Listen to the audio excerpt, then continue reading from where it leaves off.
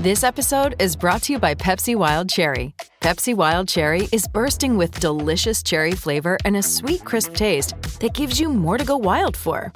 Getting wild may look different these days, but whether it's opting for a solo Friday binge watch or a big night out, everyone can indulge in their wild side with Pepsi Wild Cherry. Also available in zero sugar. So grab a Pepsi Wild Cherry and get wild.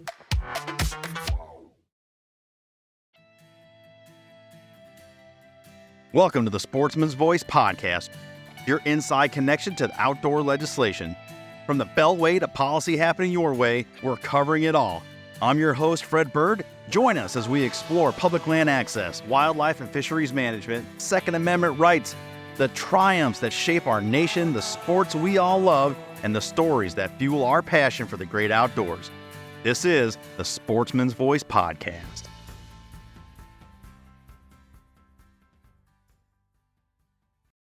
Welcome back, everybody, to another edition of the Sportsman's Voice podcast, the official podcast of the Congressional Sportsmen's Foundation.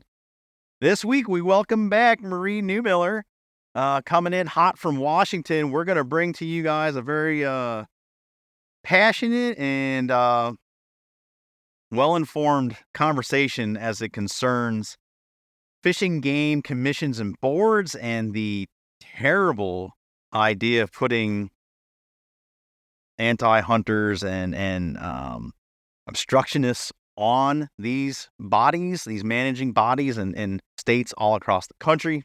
There is a pattern, there is a movement afoot, definitely hitting on the coasts, working its way inward to seat, air finger quote, non-consumptives. But as you will hear between myself and Marie, the nuance of that, what that means, how these folks are being defined, how the fissures that are being established with legal language in some of these proposed bills. Some of these bills have passed, some are happening right here and now as you hear this podcast. How those definitions are becoming ambiguous enough or are ambiguous enough to allow for this foolhardy idea to take place. We'll get into all that and more. Stand by. Let's go. Let's get into it. You've heard her before on the podcast. Welcoming in this week, Marie Neumiller out in the West. And just to go over the many states she covers: Alaska, Washington State, Idaho, Montana, Wyoming. And sounds like we're going to sweeten that pot maybe here in a little bit, and perhaps you'll be taking over Oregon, if you want to call it sweetening. No hate on Oregon. I love Oregon. It's just it comes with its own set of challenge. So anyway, welcome. And today we this episode we are going to cover and then we have an issue brief on this very topic: anti-hunters getting on, pushing for seats on fishing game boards and commissions. Here where I'm at in the Northeast, we're fighting this literally as we're recording this podcast in Montpelier, Vermont. The executive committee is going on right now where they're hashing out language on Senate Bill 258, which would reorganize the Vermont Fish and Wildlife Board. New Hampshire, we're dealing with this. I know over by you, Marie, like this is nonstop and to the point where it's already happened in some of the West Coast states, and it's now taking a detrimental hit on wildlife management, on hunting heritage, on access. And essentially what you have is a reorganization, a reshuffling of these managing bodies that set rules, that set dates, that work with agency professionals, the biologists on season setting, best management practices, and seating some of those seats to, based on language that the legislator puts in, for all intents and purposes, anti-hunters, because now they've made, so many of these states are making the language so broad sweeping, and we can get into this, that it's putting people that are against what we do in a place of power and influence, and it's having, like I said, a detrimental effect on the day-to-day business of what is the envy of the world of how we manage wildlife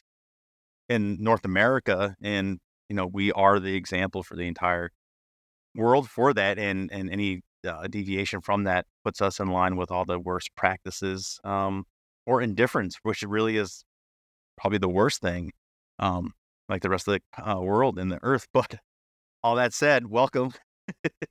And what's happening in your area? If you want to cite some, we'll get into our issue brief because we have some good examples of this over the year. But what's going on right now with you?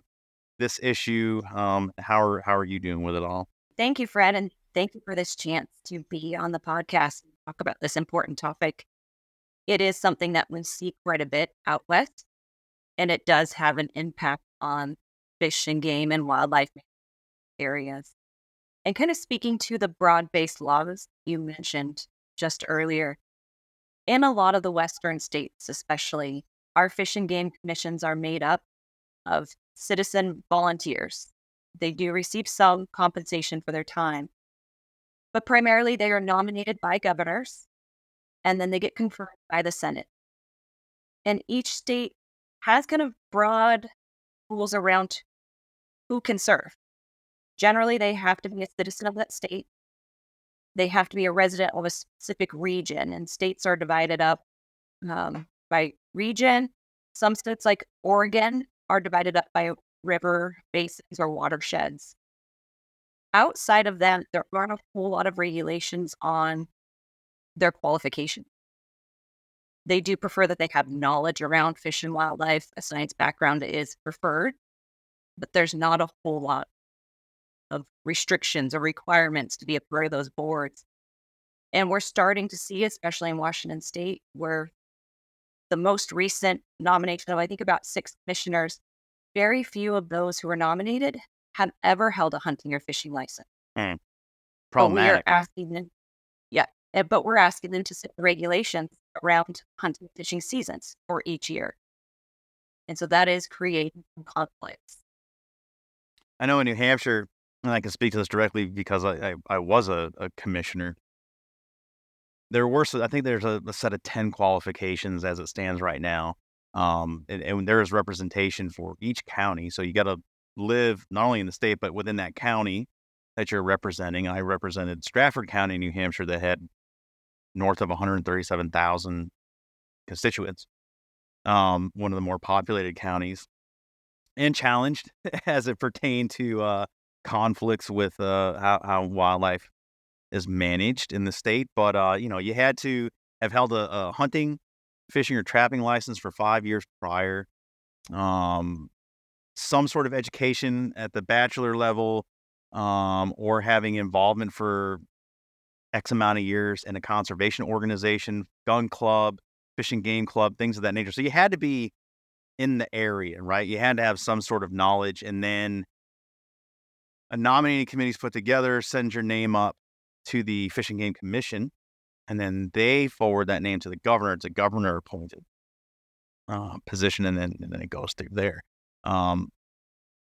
Vermont is somewhat the same right now, where I think the governor has the ability to appoint those commissioners. There is some criterion. So what we're seeing, and I think you can echo this, is that they're changing the rules so that you either don't have to hold a hunting and fishing license where it's required for the prescribed amount of time. Like I said, in New Hampshire, half a decade. They want to change it to 3 years, right? That's easier to obtain. Some of those qualifications, like I said, about being involved with a nonprofit or a conservation organization, changing the definition or making that more ambiguous now to what is that definition? And so I can tell you in New Hampshire, what they were trying to do, and this is with House Bill 1148 that has been pulled since, with that we did weigh in on this at the beginning of February. But basically, as it read, is that they wanted you to have some participating organizations, and that was defined by an organization which has specific interests in hunting, fishing, or trapping, or a wildlife or habitat conservation organization organized under Section 501c3 of the IRS code, and which can be registered with the Department of State for 2 consecutive years. So all that to say, we have these anti-groups that get crafty. Okay, so here's the rules. We're going to go out. We're going to register as a 501c3 or whatever your criteria is. Has an interest. Of course, they have an interest in hunting and fishing. They don't like it. They have an interest in the wildlife. Okay, that's technically correct. So by that definition, that new standard, your anti-trappers, HSUS types, all these people can come on board and be considered. Vermont was even more ambiguous with what they're literally, like I said, debating at this moment as we're recording this podcast. Let me find it here, how they established their definition of non-consumptive board members. It was defined as, you gotta love this, watching, photographing, I don't know why I said it that way, photographing, listening to wildlife, and similar activities without engaging in hunting, fishing, or trapping, or other forms of extraction qualifies these people. So if you hang a bird feeder in your backyard, you're now qualified. And if you listen to robins singing or blue jays going at it, you're now qualified. Who could see a problem there? And the problem we are seeing with that is that the Department of Fish and Game, those commissions, a lot of the rules that they work on center around hunting seasons. And while they are the main group that provides management for fish and wildlife and habitat, and there are stakeholders that don't use consumptive use, they do put out bird feeders or they're riding mountain bikes. But at the Department of Fish and Game's levels, the regulations that they can provide on feeding wildlife at your home is very limited. Or on mountain bike regulations, their control is limited only to their lands. They don't have statewide control over mountain biking or feeding of wildlife, in your backyard. What they do have statewide control over are the hunting and fishing regulations. And so you really should be putting people in those policy positions that are prepared to weigh in on hunting and fishing seasons and have knowledge of those seasons. We've seen in Washington State Fish and Game commissioners in the middle of season setting conversations admit they didn't know we had hunting seasons in the spring. So if they weren't even aware that we hunt turkey in spring, would they understand the fine details of the difference between a spring turkey hunt and a fall turkey hunt and what those two separate seasons mean to hunters? To some of the non-hunting commissioners, having one turkey season is enough. That's ample opportunity because they don't recognize the difference between a spring hunt and a fall hunt and why people would be excited to engage in both. And so while I do hear the argument that people who don't hunt and fish are stakeholders as well, it's really hard to expect them to fully understand the nuances of a hunting and fishing season, as well as the gear needed for those seasons. Often you hear the argument, and when they'll try to turn it back on its head when we talk about the North American model of conservation, and one of the tenets in there is that the resource is held in public trust, so on and so on. And then they turn around and use that. They try to anyway. Say, well, resources held in public trust, therefore we should have a seat at the table. Therefore, we should have an opinion, and the opinion should be heard. I'm not saying you shouldn't have an opinion. And we've gotten to a place over the last 20 years that just because someone has an opinion, all of a sudden we have to act on it. That's never been true. You're welcome to, and you have that First Amendment right and the right as a citizen to voice your opinion, be heard. But that doesn't mean a governing body or professionals, in this case wildlife professionals, needs to take your input and act on it or find a middle ground. This is where we've come now, right? And on a myriad of issues, not just fish and wildlife, but just anything in our society now. It's like, well, there's a group of people that are offended about this or feel very passionate about it. They've made an outlandish recommendation or a thought process has been presented. So in order to appease, this very loud minority, we're going to meet them in the middle. And I'm not sure what happened over the last 20 years of where we decided that, oh yeah, we got to acknowledge this and act on it, because you don't, and we shouldn't. And just for the sake of appeasement, I'm not sure where the disconnect is, but and maybe this is certainly not meant to be offensive to people in the audience, but That you cannot get to a place of sound wildlife management and completing the mission of our state agencies when you meet insanity halfway, because it's still insane. And I think that goes a long way. Yes, everyone is a stakeholder and has a voice, but that doesn't mean everyone has the qualifications needed to participate in those policy activities. We've seen in Washington State where the Fish and Game Commission has very limited knowledge on the seasons. Many of them haven't read the game rig book. They don't have knowledge about the gear. And so they've actually abdicated that responsibility and handed it to the director of the Department of Fish and Game. They took a vote to give him authority over all season setting rules, and he'll just bring them the package for them to approve at the end. They're not participating in that process at all now. Well, and again, so again, here's that other side of that argument, and that's often, and I'm trying to present both sides here to be fair about it, but also expose them for the shallowness that they are, is that, well, hunting folks, fishing folks that aren't blessed by an undergrad or a graduate aren't professionals either. I guess if that's your standard, I don't think a lot of these states actually have that standard. It's a and or, as a qualifier. But if that's the standard, so do the people on the other side of this argument hold that? Are they even qualifying themselves? One, do they have that, air finger quote level of expertise?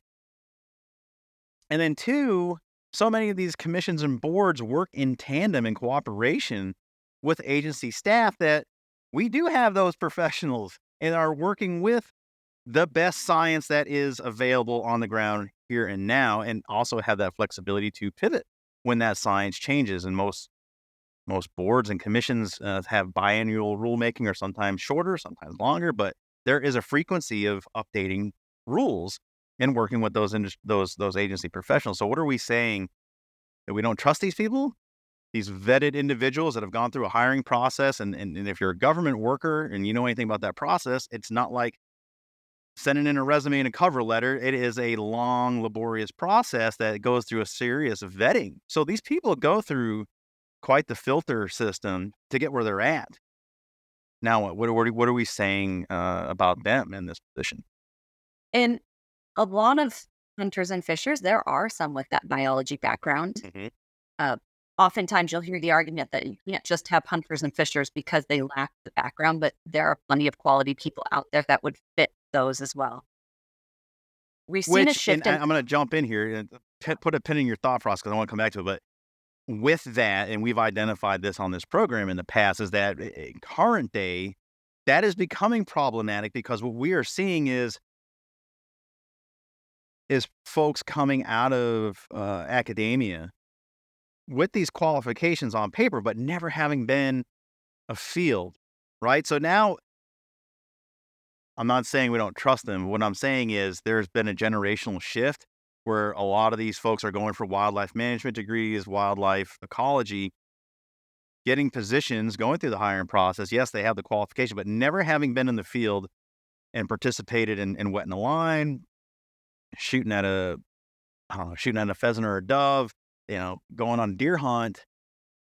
I think it's vitally important that those professionals have some sort of working knowledge, some practicality to the seasons and data they're applying to that management.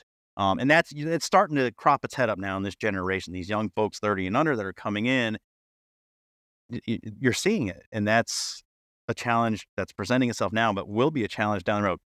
Thank you for letting me interrupt. Go back to your thought, please.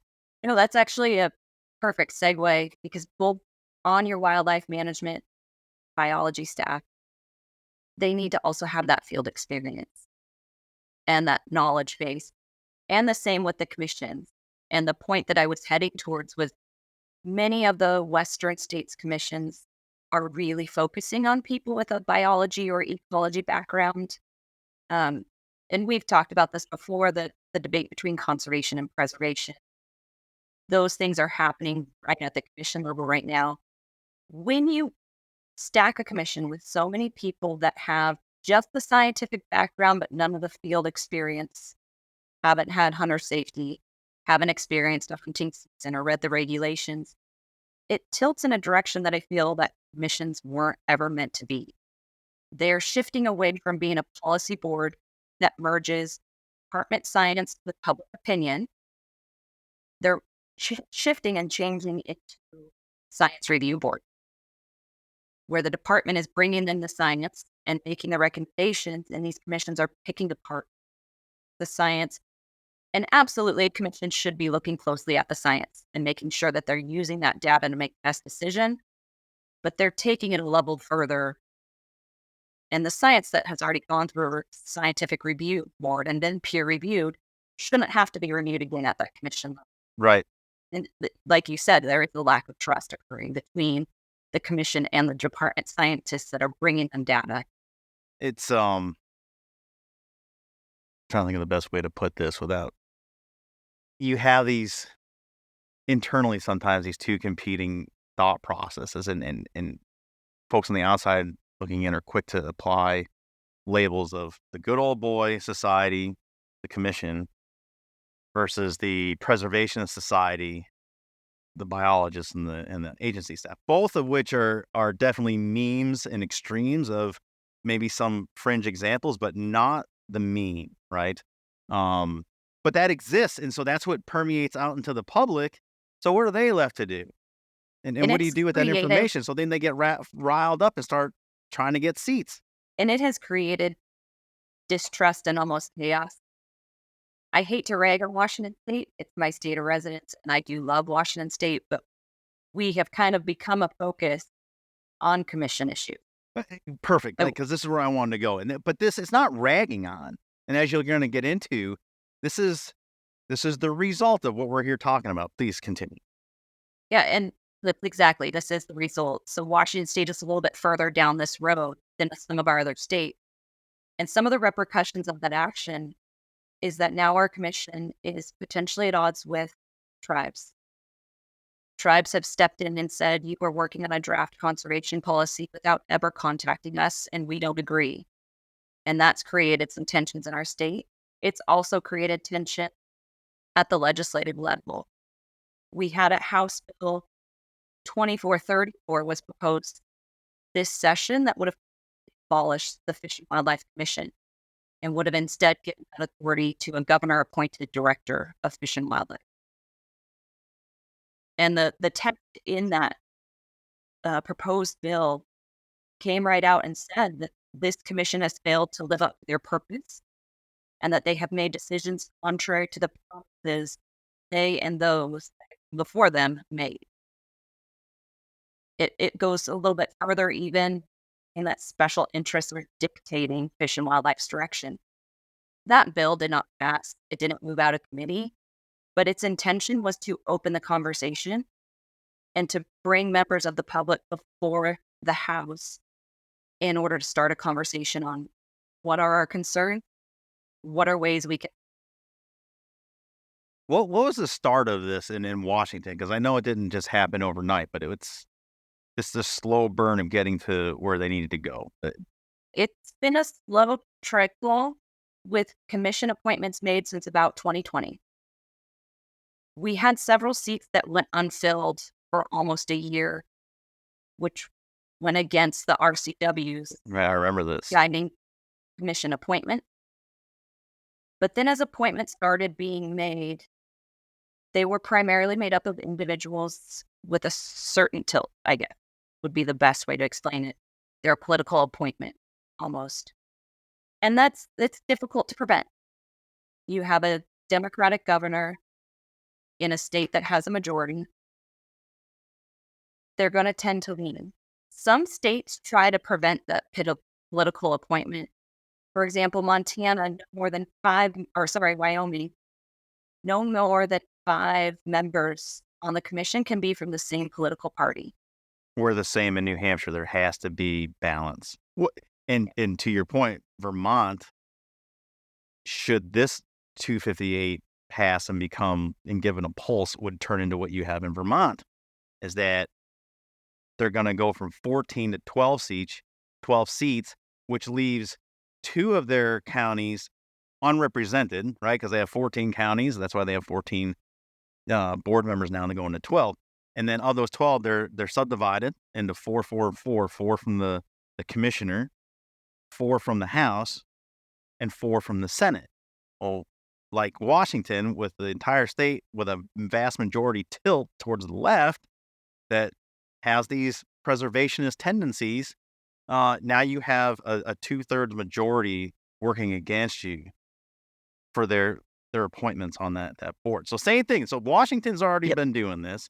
And like most things move from west to east, and now we have west, east, and then converging on the middle of this country, the heartland of our country, where you think this stuff can't happen. We'll get to that. Please continue. And it can seem weird to talk about political party when you're talking about wildlife management. And Right. it should be like CSF, where it is nonpartisan, where that Right. shouldn't be an issue. Where policy over politics Right. is a big aim for Congressional Sportsmen's Foundation. The problem is we just can't help ourselves sometimes. And politics just seeps into everything. So having some of those guards in place can be helpful. It should be like the ultimate buck to pass, you know?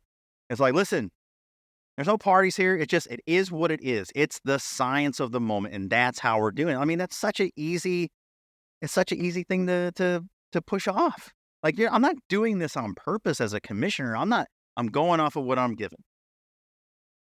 But then again, you bring out the tinfoil hat society on both sides, and you just never get where you need to go most of the now with these examples we're giving, because now it's all conspiracy. And look, some of these things are true. They don't just pop up like a mushroom out of nowhere. Like, there's a reason for these, and I think behind some of the concerns there is a speck of truth. Some mustard seed was planted to grow this thought. Getting to the truth of that is often the challenge, right, of where this comes from. I can think back to the flashpoint with the Bobcat reintroduction of a season in New Hampshire over the last handful of years.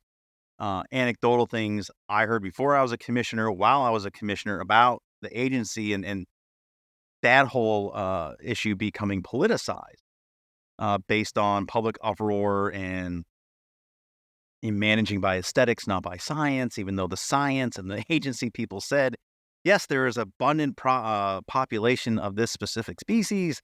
It should be managed as a renewable resource et al. Let's do this very conservatively, roll this out, and all hell broke loose. And now the politicians, to your point, start politicizing things. And then you start getting species specific. And I don't know about you, but, inserting Disney management into wildlife management and that whole ideology, and starting to rule and rule set based on aesthetics and aesthetic value is problematic. Yeah, and that touches on the conversation we had before on the wildlife as stakeholders. Yes. Look, and the people who come to commissions with that opinion that wildlife should be a stakeholder, they're really going completely against the purpose of the commission. Under the North American model, we hold natural resources in trust, fish, wildlife, and habitat. The state holds those in trust for the benefit of stakeholders. Your commission are the trustees who are in charge of making sure those resources are managed and protected for the stakeholders. But if you don't believe in the trust system, how do you serve as a trustee? How do you serve as that policy owner? And that's the big issue we run into in the West, and I'm sure other areas as well. So where you guys have really seemingly gone off the deep end out there, and in the East, we're trying to, play linebacker and stop this forward momentum. How do you recover? Do you recover? Are you guys so far down the trail on this that how do you turn it around? I think one of the biggest issues we run into is once you're on a commission, accountability is hard to come by or is low. Once they've been put into that position by the Senate, they've been confirmed, now they serve, and there's not a whole lot of checks and balances to follow up from that. If there's a violation of the Administrative Procedures Act, what do you do? I don't personally enjoy lawsuits in wildlife management. No. I think that takes away from our mission. But outside of that, what steps do you have? And I know things seem very bad in Washington, but I always keep a hopeful look on it. Yes, we're starting to see some issues with the tribes. Yes, there's legislation now being proposed to change it. I don't necessarily see that as a net negative. I see it as an opportunity for a conversation and an opportunity to fix the issues we're seeing. We can't fix things if we don't identify the problem. So we're in the moment of the problems are very evident. So now we have the opportunity to move towards change, to work on systems with our legislature and our state governor, to maybe have more input into the nominations process, or maybe to give more checks and balances. So those conversations are starting now. I don't think we're completely lost. I think we have a chance to bring it back. It will take a lot of work, and it's going to take collaboration as well. I've been accused of ragging on our own, hair finger quote, our own in the past, but I'm going to take my liberties again and hold us accountable. We have our own issues within the sporting community that for a majority of this minority, we like to schlep it off to other people thinking the ambiguous they will take care of things. And there is no self-accountability. So you would think, based on our system in America, our democratic republic that we live in, that you could handle a lot of these problems peaceably at the ballot box for a number of issues. And this one, if the way these folks are appointed, the legislators that you work with aren't up to snuff or up to par with what you think. I mean, it's incumbent upon the individual to go to a ballot box, whatever the frequency is, every 2 years, 4 or 6, and hire or fire. And as I learned the other night, and at the Capitol in Vermont, I think they said it was less than 15%. Don't quote me on this because I'm trying to think back to a very busy night, but I want to say it was something ridiculous like that. Some ridiculous amount less than showed up to vote in off season, and I think even it was still a very low number when it came to big presidential every 4-year elections. So that means both sides aren't showing up, but more importantly for us, like our side is not showing up. So we're good to get on social media, get on a podcast and complain and air our grievances, but then what? And they don't show up once a damn year or once whatever the frequency is on the election cycle to have that follow through, to have that continuity. That's a problem because otherwise you're just complaining without a solution, or you're expecting someone else to do it. Well, who the hell is the someone else? It's us. Yeah.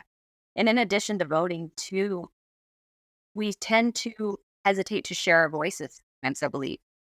And that's something that I've always encouraged in our coalitions in the West is your representatives cannot represent your voice if you don't share it with them. Why is that? Why do you think? I don't know if there's an exact answer. I have my suspicion. I think it's kind of a twofold. People who hunt and fish have a tendency to be more humble and soft-spoken. It can be easy to kind of get stuck into our echo chambers as well and share with similar voices. But I think in some ways in the West, we're seeing, I don't want to say apathy, but it's a loss of trust that their voice will be heard. Like, why would I take a day off of work, take a day away from hunting to sit through this whole meeting when they're going to ignore me anyway? And I know that frustration. I went through the spring bear fight in Washington State, so I understand when you pour everything into it and you weren't heard, it is frustrating. But I've also recently in Washington State, policies were slowed down because the volume of the concerned, respectful comments from the hunting and fishing community. And so it is important to share your voice. It can take time to be heard, but education does take time. So that's an important component of this. So I was getting ready to say, like, the irony of what you just said is that I hear the other side say that exact same thing. We show up to meetings and we don't get heard because they have a stranglehold on the commission or the board and they're just going to do whatever they do. So there's a stark difference, I'm going to argue, in those two lines of thought, right? If you're of the true conservation minded, the folks like us here at CSF and our partners and in-state folks, you go to a commission meeting and you're trying to advocate for shoot, I don't know, man, an extra turkey in the spring, right? Just because you want the fun to continue in spring, and who doesn't? And you go there and you make your comments, and then the upland game bird or the turkey biologist is like, advising the commission, it's a bad idea. We had 2 wet springs. Here's all the science. Here's why this is bad, because turkey recruitment may be on a downslope for this cycle. Probably just leave it where it is. Our side doesn't, the uneducated part of our side doesn't really hear that. They just hear, no, we're not going to give you another opportunity, another turkey. Conversely, the other side shows up, tries to put prohibitions on what is working for wildlife management. They say they don't get hurt. Like, no, we heard you, but much like the extra turkey tag, this doesn't work for wildlife management or these species. So again, just because you want it doesn't mean we're going to meet you somewhere. And it gets back to those 2 working groups together and that education. And that's really the next step. So part of that accountability within our ranks, getting out to vote, being actionable on your comments is educating and having conversations. And that's, again, back to the problem we identify with. And I agree with you that our community tends to be humble, reserved, non-confrontational, echo chamber, all that. And because of that, we don't have conversations with other people that may be uncomfortable or deemed uncomfortable, or just, again, punt it off to the ambiguous, well, they will take care of it. And again, who is they? It's us. We're the representatives. We're the ambassadors. We're the boots on the ground, literal boots on the ground. And it's incumbent upon us to have those uncomfortable conversations. You'll find out they're not that uncomfortable once you get past the first 20 seconds. Someone that's fit to be tied is going to be, and that's going to be a very quick conversation because they're going to get red in the face, walk away, and then that'll be that. But most people, and especially our legislators that we can attest to, they just don't know and they want to learn. And they do want to learn. And that has been my experience reaching out to legislators throughout my state, is that they have so many issues coming at them every day, especially during a session. They don't know what they don't know. And they actually encourage people to share information with them so that they are making quality policy decisions. And sometimes if we aren't out there being vocal, a message gets put forward that we aren't debating, and it becomes truth, even if it's not. We see a common thread in some of the Western states that we need to move beyond fish and wildlife for the purpose of human harvesting. That work can continue, but that we're dealing with an extinction crisis. We're dealing with climate change. So we need to shift away from human use. And if that's conjecture in a lot of ways, and it's not telling the full story. That omits all the conservation strides made by hunters and fishers. That omits all the wildlife species that have been saved by our efforts. That doesn't talk at all to how conservation is saving endangered species and how hunters and fishers have been a prime part of that process. But if we aren't there sharing that voice, if we aren't making votes that reflect that voice, then it goes unheard. We assume that we're out there doing God's good work on the landscape, that everyone knows it. No one knows it. We know it because we're the echo chamber. But I guarantee the person living to your left or your right has no clue. No clue. Unless you live in one of these traditional heavy hunting heritage communities, which are definitely regional. Where you and I live, I can look to my left, I can look to my right, and they have no clue what I'm doing. They see me leave in camo and hold my gun and shoot a bow in my backyard and, time to time hang a deer off my gambrel in the back. But aside from that, they have no idea what I do, what I know, and what the contributions of people in our community truly are. And, part of this conversation with the other side is, okay, so let's say you get your way. Let's say you get your preservationists, preservation-minded folks on these boards. You take over. Let's say in your wildest dreams, you get what you want. You're fully staffed with people that are preservationists. Now what? How's it funded? So if you eliminate hunting, trapping, fishing because you want everything to live in this made-up utopia, How's it funded? How do you continue to keep the agencies afloat? How do you continue to manage what you're trying to preserve? How do you know what's happening on the ground? If you can't fund the agency to maintain the lights being on, the basic survival mechanisms of that agency, how can you possibly hire more boots on the ground and know what's happening in those ecosystems? Hunters, trappers, and fishermen and women are the canary in the coal mine. And more to the point, especially the trappers, and I've often, since I got my first license and I started reading and researching trapping, I quickly established that trappers are the keystone conservation. Without trappers, and then to the extent the larger community, the story of the wild is not being told to the professionals. They can't possibly cover it all. They get biological information and data from the sportsmen and women that pay for licenses, that aren't being subcontracted out by a government handout to go do this work on the landscape. We every year look forward to it. We gladly spend our dollars. And then all that biological information comes back in when we register our deer and, our hides, or fill out a trapping report. They can't possibly hire enough people at the state agency to go out there and collect that information.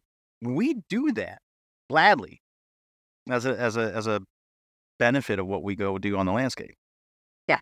And in Washington State, they've gotten a presentation on the North American model where one of the preservationist tilt-leaning commissioners had asked, why can't wildlife be a stakeholder? And the presenter's point was, we would all be out of a job tomorrow. And that helped. And that goes back to the conversation we had about sharing your voice and sharing your information.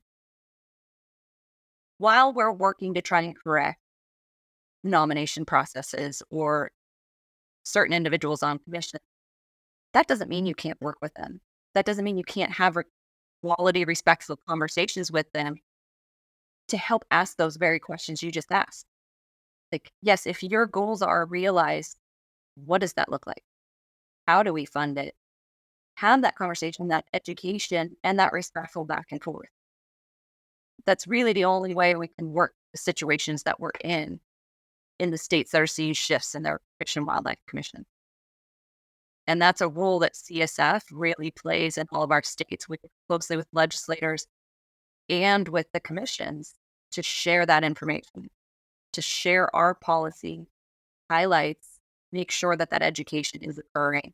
And it's something that each hunter and fisher should be doing as well. It's amazing how much people that profess to be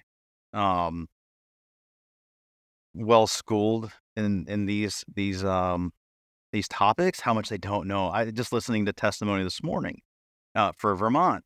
I was listening to people that got up there, give their whole list of credentials or resume and why their important comments matter and how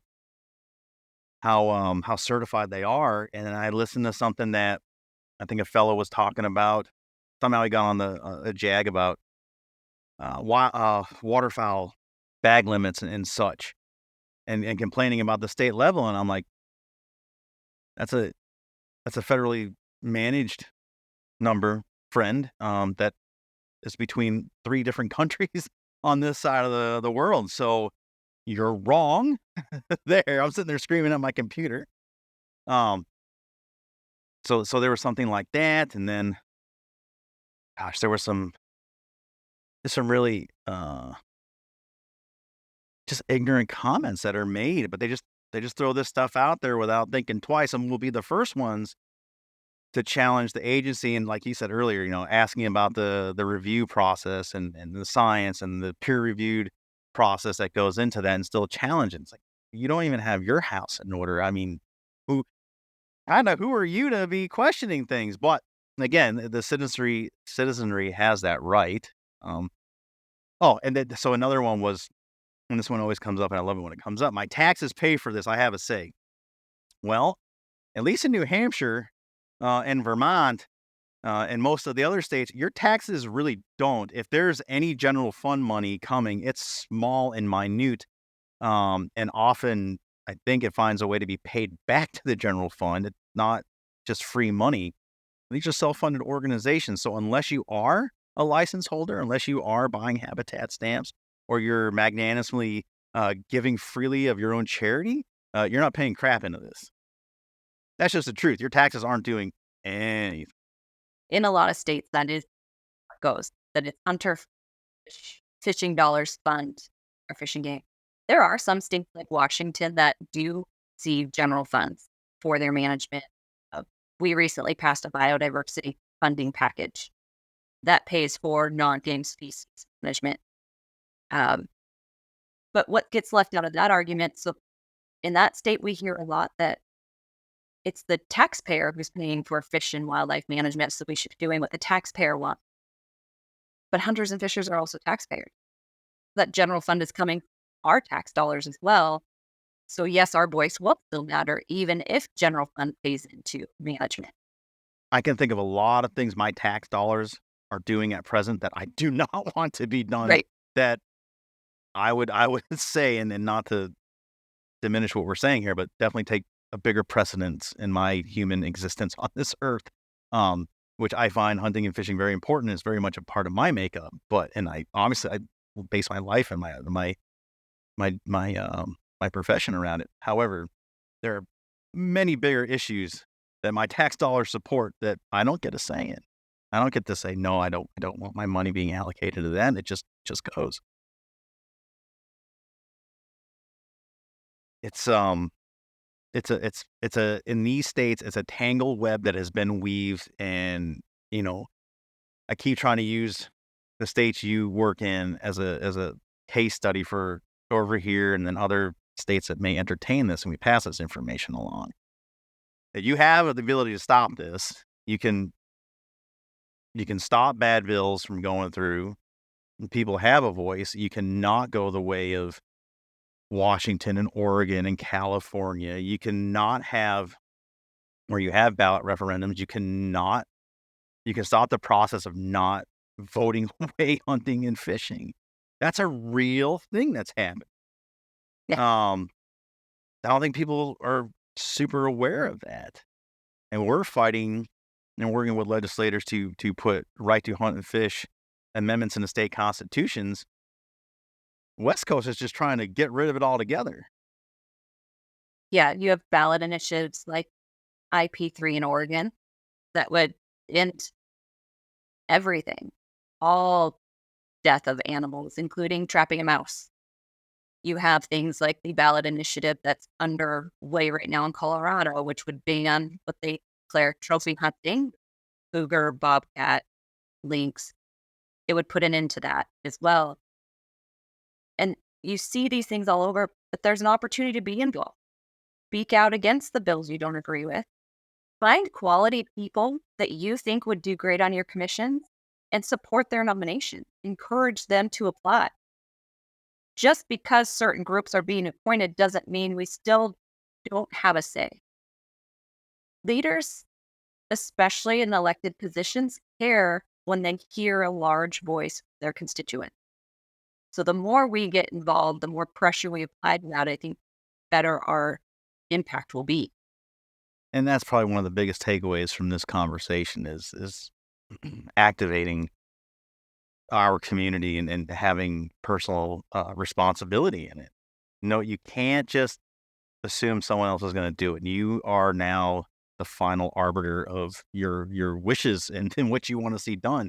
That requires every so often taking a extended lunch break and going to a ballot and vote. That requires going to a late night meeting that might be 30 miles away, it might be 3 hours away, depending on the size of your state. How important is it to you? Throw it right back on you. How much do you care?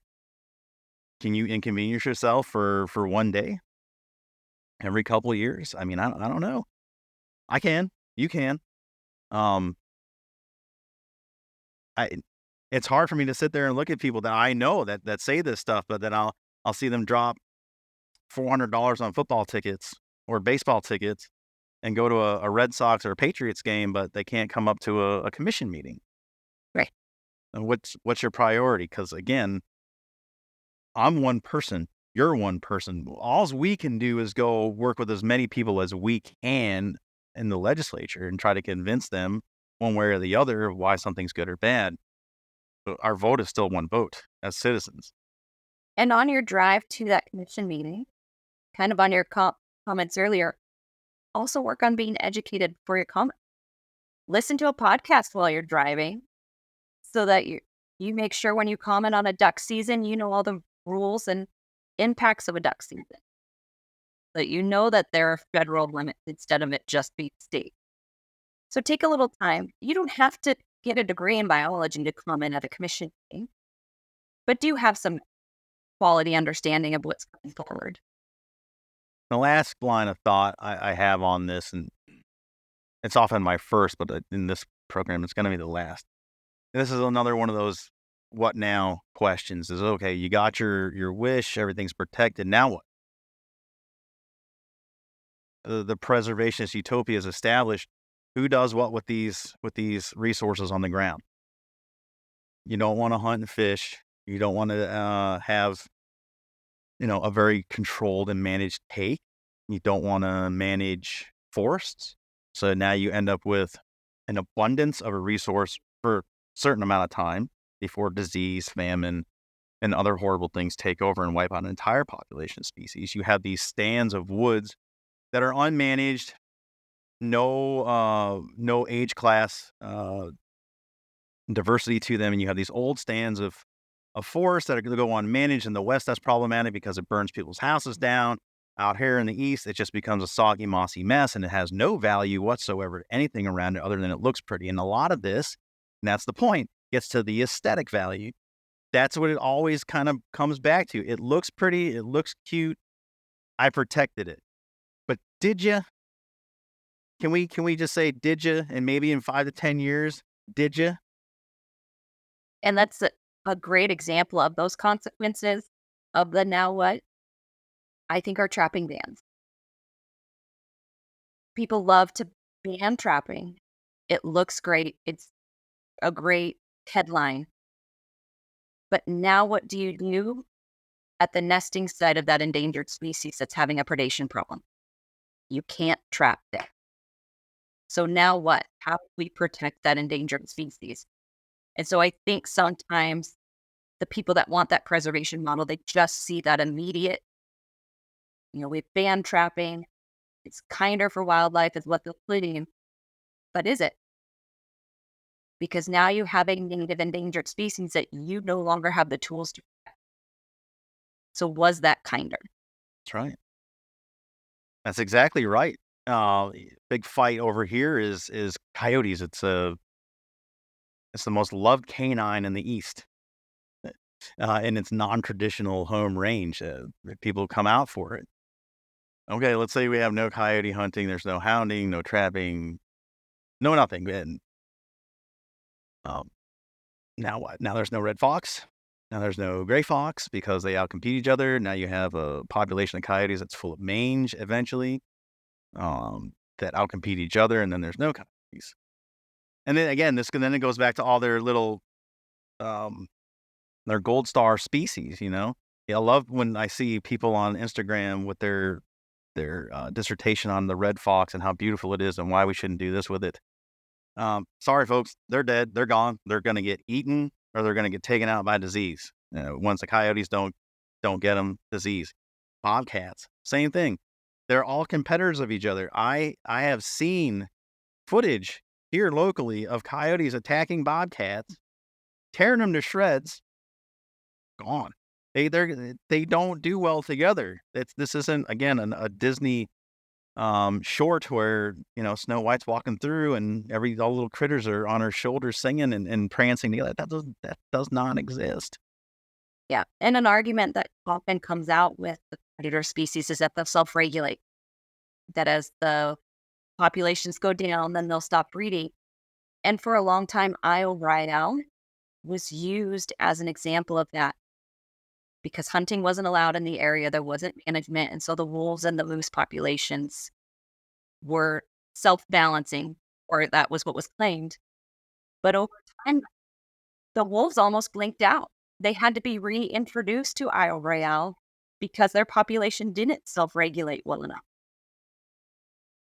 And so it sounds great, but with human presence on the landscape, I don't think self-regulation is possible anymore. We are here We provide secondary food sources in our hobby farms or our large ranches. We've prevented that self-regulation, and we need to be good stewards of the land.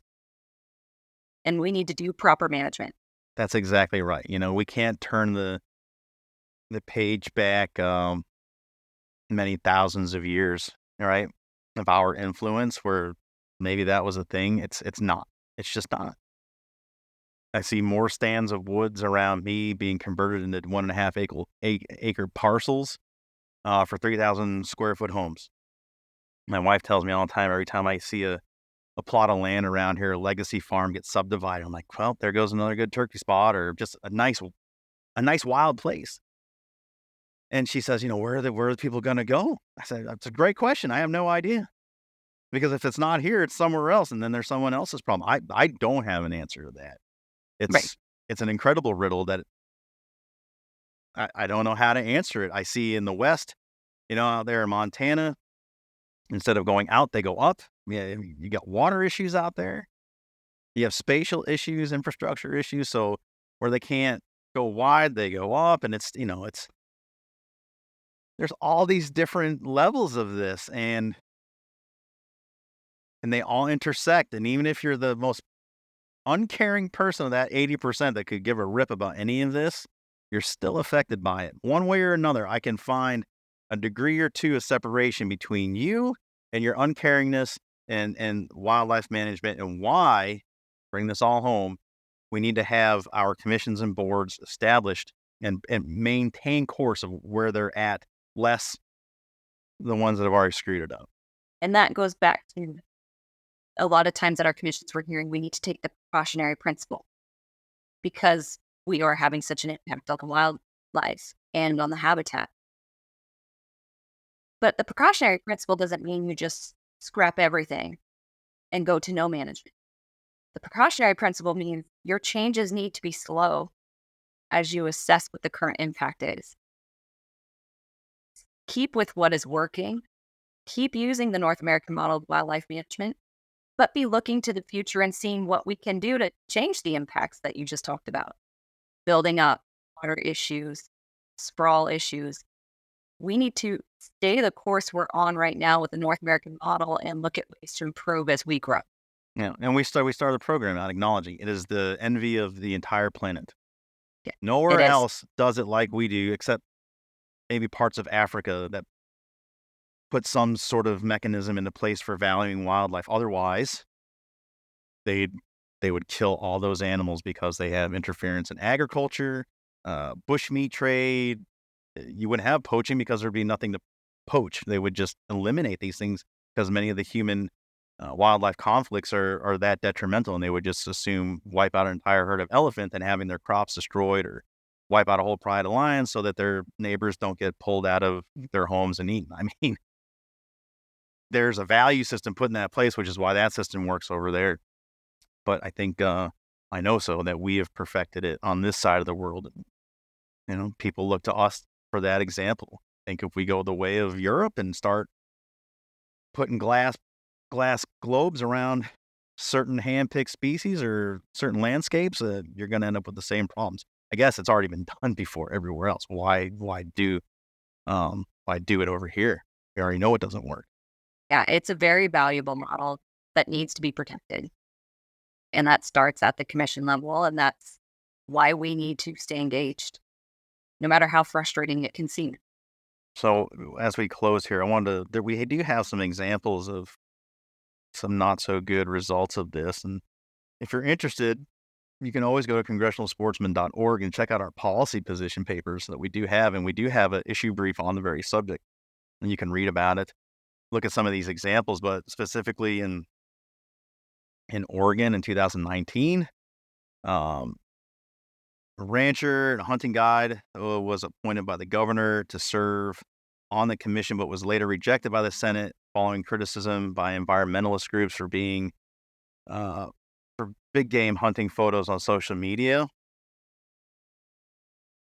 2022, you referenced it already. The spring black bear season in Washington was canceled. The commission failed to pass necessary regulations for the season, resulting in the commissioner one commissioner resigning from their post due to the uproar it caused.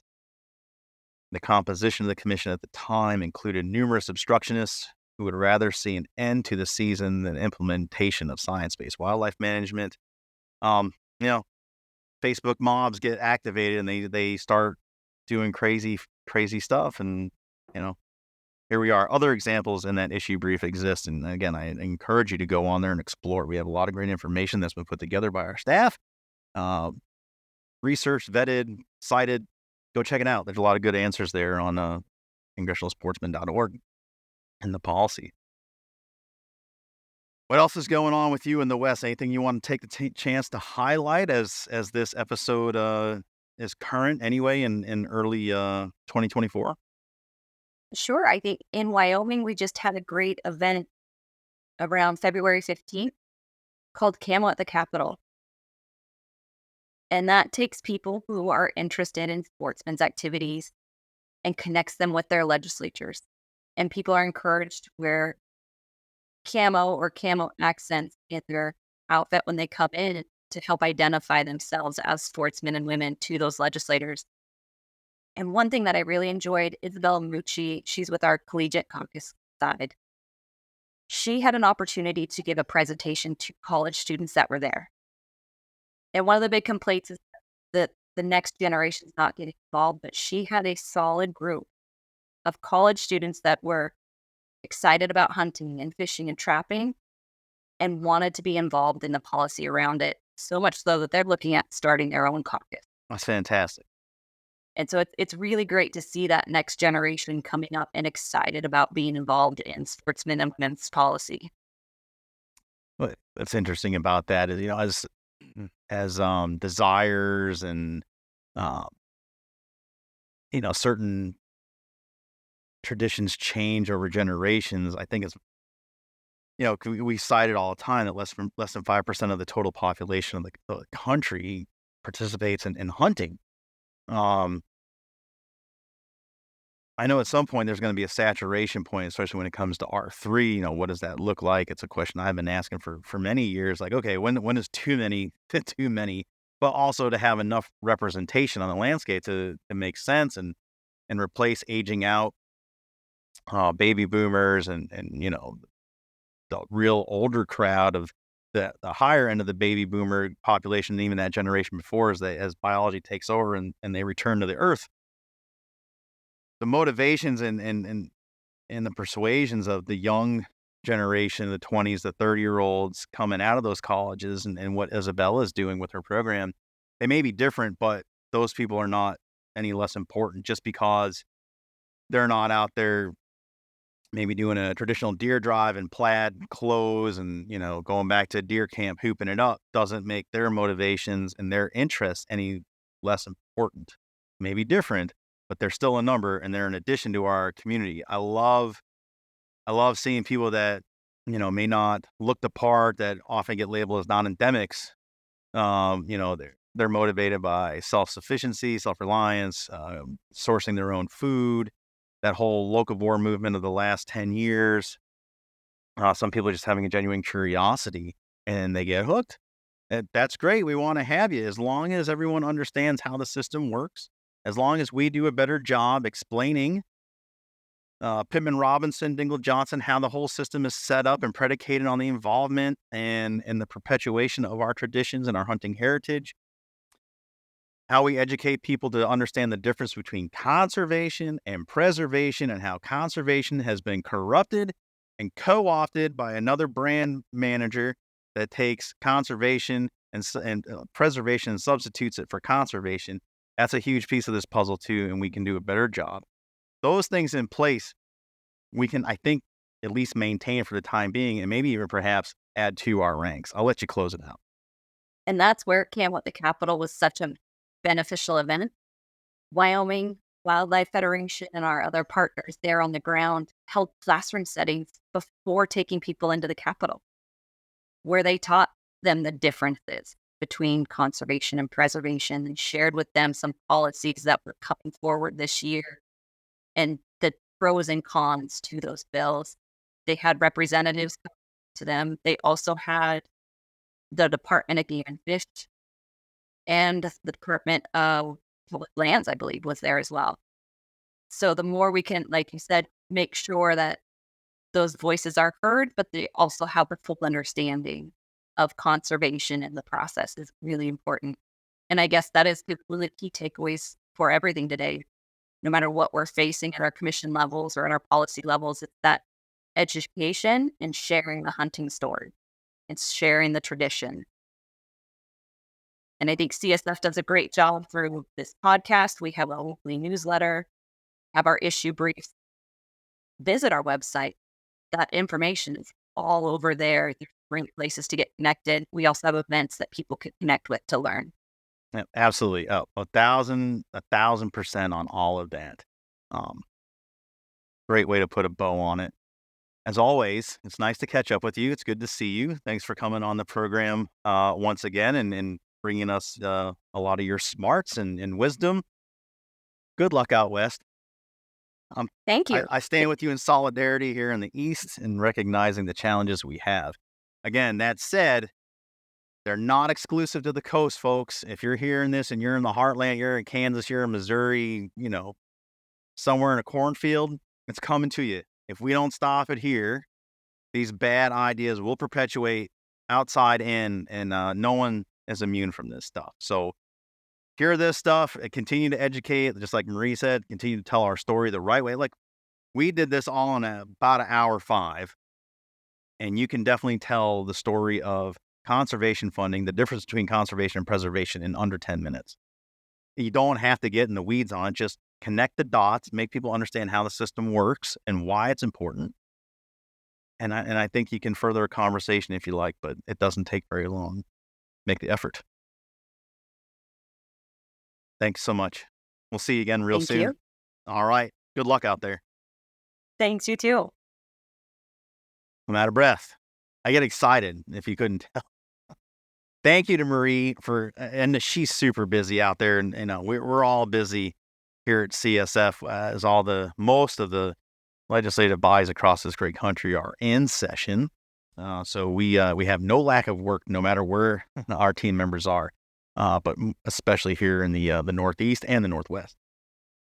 I thought it was a great conversation. I hope you got a couple nuggets out of that.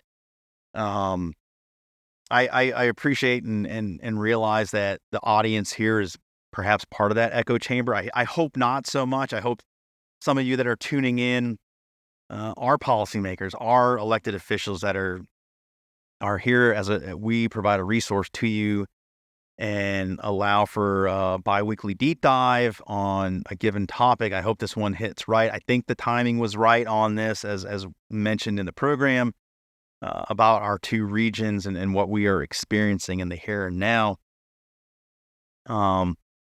Again, I just hope it's beneficial, and you can take some of these breakdowns, and as we analyze arguments on both sides of this topic, and then expose some of the lesser arguments or some of the more cliche arguments, and then really show them for the facade that they are, and then add more depth to why it's good to maintain course. And then, of course, I don't think it's playing devil's advocate, and I mean, I already admit the other side is incorrect on this, so whatever their goal setting is, should they achieve it, is going to be detrimental. But going through that exercise and asking that, okay, now what? Now what questions? You get what you want. You get your seats on these boards. Now what? You own it. This is what you asked for. Are you prepared for the consequences of your inaction? I mean, it's actionable, but not managing the way we manage wildlife now, not managing the landscape for greater biodiversity. And one of the great benefits of all that is all the non-game species that are benefited by such management, all the endangered species, some that should be taken off that ESA that have benefited from, that have become political pawns, and some that desperately need it, that are on their way to recovery because of our best management practices and our sound wildlife management at the state and federal levels. you get your little preservationist utopia, now what? And I'd invite you to ask that question into your peer group. If you have someone like this, I just don't want to see anything die. Great. I get you. Most hunters, if we could find a way to source that food without something dying, I think we'd all probably line up for that. It's not how things work out on this planet. It's not how whatever your creation story belief is. In mine, that's not how God teed things up, right? There's got to be some sacrifice for the greater good of me. And anyway, that's another show for another time. My point is, sporting community, conservation community values the resource as much as the non-consumptive. We probably agree 90 to 95% of the way, and it's just how we take, how we enjoy, how we utilize that resource. I think that's for some of us, it's just going to be a sticking point. We're not going to meet in the middle. There is no middle to be met on that. You either just accept that there's a portion of our community, of society, that is going to take from the land and utilize that resource the best they possibly can, feed their families, do whatever they do. And because of those actions, because of those traditions, the landscape is better for it. We touched on the funding mechanism. I think I beat this drum at least once an episode. It's on the back of a few for the greater of the many. Like I said, you can look to the left or the right of me on either side of my house. Most of those people don't understand what we're even talking about, never mind what I do when I go off my own pursuits, and connecting those dots to the herd of whitetail deer in their backyard that I get to watch from my window, or the large amount of wild turkey that come tearing through our yards. They just see cool critters out there, but have no idea how these animals came to be, how in 1989, when I saw my first wild turkey like it was a damn dinosaur, holy smokes, what is that? And going from that first encounter to turkeys everywhere in the Northeast. A great many of people in our communities just think they're there because they're there. And there's 2 generations worth that have never seen anything but. They just it's always been, so it must have always been good. And they have no idea where we've come, in some cases, less than 100 years. That's a blip, man. It's not even a snap of a finger on the grand timeline here. This is a lot of good that's been done in less than 100 years because conservationist-minded sportsmen and women said, we got a good idea. We got a way to make this all work out and recover from our follies in the prior century, and then at the turn of the last century, fixing that, and leaders like the types of a Roosevelt and such, and moving away from bad ideas and monetary based hunting and market hunting. And again, another show probably. I got in this out probably 2 extra shows to talk about. But my point of all this is, for the very short gain and win these people think they're getting by overturning commissions and boards and getting what they want, they haven't game planned this out. And to Marie's point there at the end, right? They think it's just going to be a balance, and it's going to balance out, and nature will find its way. Yeah, maybe 1,000 years ago. But you got 8 billion flipping people on this planet. Guess what? It's not going to balance it out, because there was never this much humanity on the face of this earth. So we are all connected. We are all intertwined. Even in the most wildest, remote places, man has its hand on the landscape somehow. And where we are interjected, and where we have a deeper thought process and morality and an understanding beyond what the animals on this planet understand, we have that responsibility and that duty to do the best job we can managing those wonderful resources. So, I got another soapbox I got. Hey, this is fun stuff to talk about. Even, again, like I said, even if it's some dreary, depressing type topics, there's opportunity. There are solutions. We just have to be willing to do the work. You have to be willing to do the work and be involved. And if all your involvement is showing up once a year, once every 2 years to that ballot box and voting in a way that would protect these traditions, our heritage, then that's better than not showing up at all. That's not a big ask, and they do a pretty good job of making it accessible nowadays, probably to the detriment of the election process. But again, another show and definitely another organization to take that on, not me. There you have it. Thanks for hanging with me on that one. I thought this was going to be a quick out, and indeed it was not. So I hope you enjoyed the show. As always, check out the website. We hinted around about or directly put your attention to it. congressionalsportsmen.org. Go check out all the issue briefs there. It's broken down into different categories, or you can just look at all of them.